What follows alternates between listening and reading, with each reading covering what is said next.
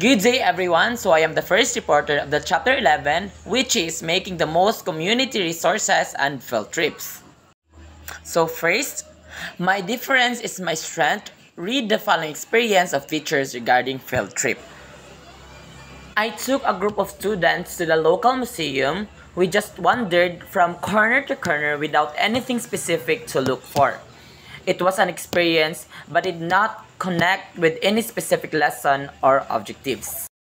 The whole trip was a mess. Some lost their way and arrived very late. Others arrived at the place much earlier and were inconvenienced waiting for the arrival of the others. Anyway, everybody enjoyed the picnic. The student enjoyed the field trip, but when asked to relate what they saw to our lesson, they were not able to connect. The teacher comments given above indicate failure of the field trip conducted. This is immediately the consequences of no planning, or if ever there was, the planning was done poorly. So now, I will be introducing you the 4 procedures that we must follow to avoid the field studies trips. First is preliminary planning by the teacher. Second is pre-planning with others is going on the trip. And third, taking the field trip and itself. And fourth, post-field trip follow-up activities. For preliminary planning by the teacher, cited by Brown in 1969, proposes the following. First is making preliminary contacts, a tour and a final arrangement with the place to be visited. So kailangan jud final og arrange na ang place nga bisitaan sa teacher og sa mga bata. Lisod sab og dituan na on the spot sa during sa time sa ilang field trip, dito pa sila mangita og lugar sa ilahang field tripanan. So kailangan jud na arrange or fix na ang place nga ilahang adtuan. Second is make final arrangement with the school principal about the details of the trip, time, schedule or transportation arrangements, finances, and permission slip from parents. So dapat kabalo ang principal nga naamoy buhaton nga field trip, even inyuhang times, a schedule, sa transportation, labi na ang transportation, kay lisod po unsa may sakyan nidit nyo kung wala pa na fix inyong transportation yung sakyanan. Ang finances inyong gastuhonon dito sa field trip, sa pagpadulong ninyo o paggasto ninyo sa pagkaon. And permission, labi na ang permission slip sa parents. Kailangan kabalo ang parents o dapat permahan sa parents kay para ma-aware ang teacher nga nakasugot ba ang ma-aware ang teacher nga naay field trip na pagbubuhaton ang mga bata. Third, make a tentative route plan subject to later alteration based on class planning and objective. Fourth, try to work out mutually satisfactory arrangement with other teacher if a trip will conflict with their classes. Kailangan jud ma-aware ang mga other subject teachers na naamoy field trip buhaton kay basin mag-ato sila eskwelahan ay sa room sa mga bata na wala tingala siya wala ang mga bata dito sa room, then nag-field trip dai sila. So dapat aware jud ang subject teacher para kung conflict ba sa time, so masabutan nila nga karon nga adlaw dili sa siya magsulod ang mga estudyante kay naay buhaton nga field trip ang bata. So fifth, prepare preliminary list of questions or other materials which will be helpful in planning with the students. Pre-planning with the students joining the trip. Discuss the objectives of the trip and write them down. The main objectives should be included in the permit slip given to parents and should be consulted later when the trip is evaluated. So diri ana part, i-discuss a teacher kung unsay objective sa field trip, and then pati diri ay explain pod ang permission slip or ang permit slip na ihatag sa parents para makabalo ang parents o makonsult ang parents kung masugot ba sila or dili sa field trip nga buhaton sa mga bata.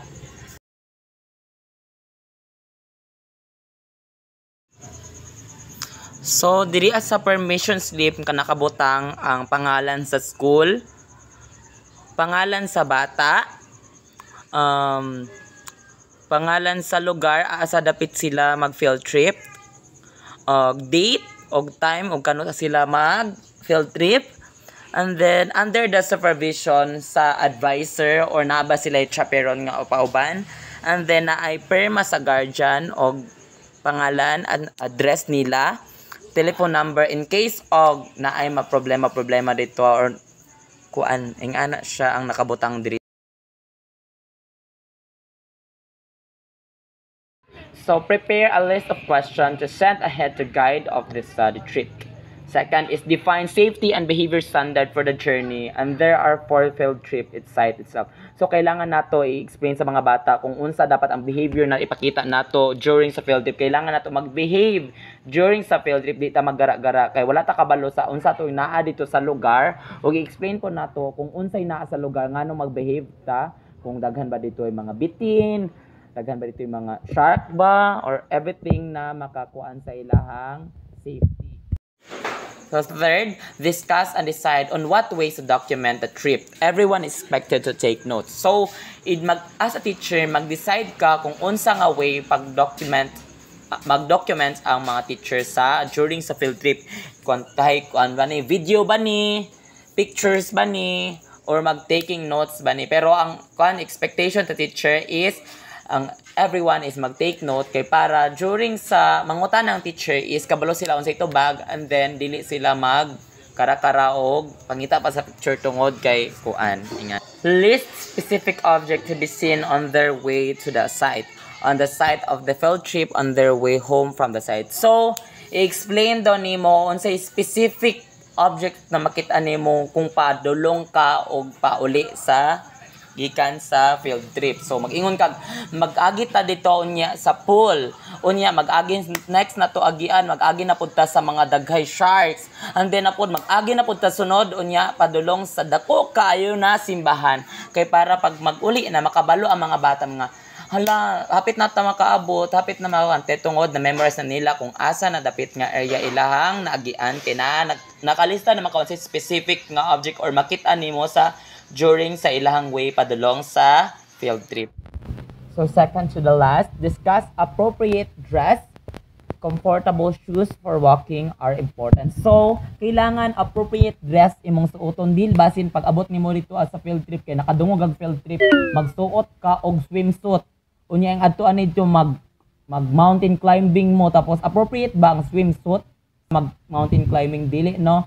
So, dapat appropriate imuhang suoton nga dress. Dapat naka-dress, dress code. Appropriate imong dress. And then, sa shoes naman, kay kung tahay, mag-walking mo, dapat dili ka magsuot og high heels. Lisod sab no, mag-adto mo sa batohon. Unya, magsuot ka og high heels.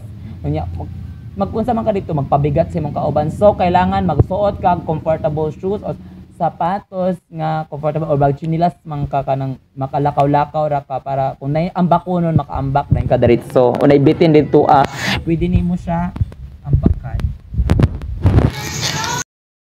So lastly, before the trip, use a variety of learning materials in order to give each students a background for a trip.